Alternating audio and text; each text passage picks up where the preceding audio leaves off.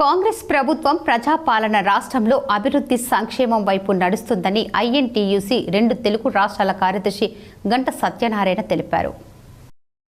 Godavari కనిలో private కార్యక్రమాల్లో పాల్గొనడానికి ఆదివారం కనికి వచ్చిన ఐఎన్టీయూసీ 2 తెలుగు రాష్ట్రాల కార్యదర్శి గంట సత్యనారాయణ మీడియాతో మాట్లాడుతూ రాష్ట్రంలో కాంగ్రెస్ పార్టీ అధికారం చేపట్టిన తర్వాత అన్ని వర్గాల ప్రజలకు న్యాయం జరుగుతుందని, రైతులకు 2 లక్షల రూపాయల రుణమాఫీ జరిగిందని, నిరుద్యోగ యువతకు 60,000 ప్రభుత్వ ఉద్యోగాలు కల్పించడం జరిగిందని తెలిపారు.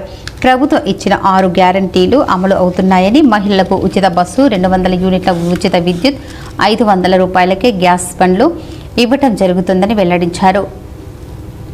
కోల్బెల్ట్ ప్రాంతంలోని నిరుద్యోగ యువతకు ఉద్యోగాలు కల్పించడం కోసం కొత్త భావనలను తీసుకొచ్చే ప్రయత్నంలో రాష్ట్ర ప్రభుత్వం ఉందని తెలిపారు. రామగుండం ప్రాంతంలోని ప్రజలకు తాగునీరు, సాగునీరు సమృద్ధిగా అందేలా ప్రభుత్వం అన్ని చర్యలు చేపట్టడం జరుగుతుందని తెలిపారు. కాంగ్రెస్ ప్రభుత్వం ఏర్పడిన తర్వాత ప్రజాపాలనలో మరి 6 గ్యారంటీలు ఏవైతే ఉన్నాయో ఆ గ్యారంటీలను అన్నింటినీ కూడా అమలు చేస్తూ అనేకమైనటువంటి సంక్షేమ పథకాలను ముందుకు తీసుకుపోతూ ఈ ప్రాంతంలో కూడా మొన్న నిరుద్యోగులకు జాబులు ఇప్పిస్తూ, అంతేకాకుండా కూడా ఈ ప్రాంతంలో నూతన మైన్సులు కానీ ప్రారంభించడం కానీ, అండర్ గ్రౌండ్ మైన్స్ను ఇక్కడ యువతకు నిరుద్యోగులకు వేలాది మందికి ఉద్యోగాలు వచ్చే విధానం మీద కానీ అనేకమైనటువంటి కార్యక్రమాలు కాంగ్రెస్ పార్టీ తీసుకోవడానికి ముందుకు పోతుంది.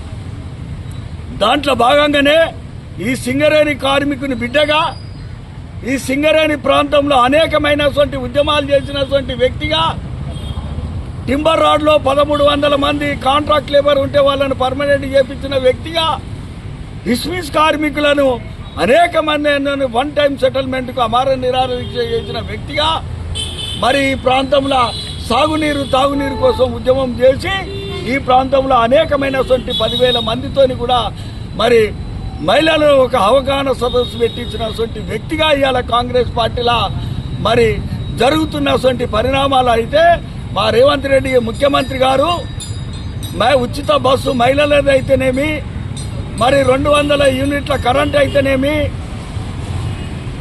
ఇందిరమ్మ ఇల్లు అయితేనేమి, 500 రూపాయలకే గ్యాస్ అయితేనేమి, 60,000 ఉద్యోగాలు భర్తీ చేయడం అయితేనేమి, రైతులకు మరి 21,000 కోట్ల రూపాయలు రుణమాఫీ చేసి మరి వాళ్ళకందరికీ కూడా ఇవాళ లక్షలాది మందికి రైతులను అన్నింటినీ కూడా అందరినీ కూడా ఆదుకున్నటువంటి ప్రభుత్వం మా కాంగ్రెస్ ప్రభుత్వం. ఇవాళ ప్రతిపక్షాలు మా దిక్కు 1 ఏళ్ళు చూపెడితే ప్రజలు వాళ్ళ దిక్కు 4 ఏళ్ళు చూపెట్టడానికి రెడీగా ఉన్నారు.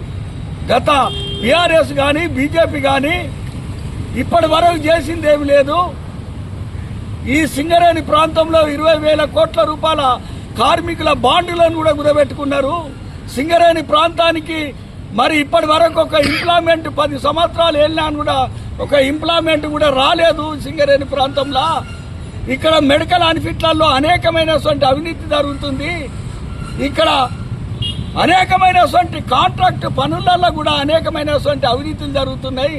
ఇవన్నిటి కూడా ప్రభుత్వం దృష్టికి తీసుకుపోయి ఇక్కడి ప్రజలు కోరుకుంటారో ఆ కోరుకున్న విధానాలను ఇవాళ కాంగ్రెస్ పార్టీ మా రేవంత్ రెడ్డి ముఖ్యమంత్రి చేయడానికి ముందుకు వస్తుండు.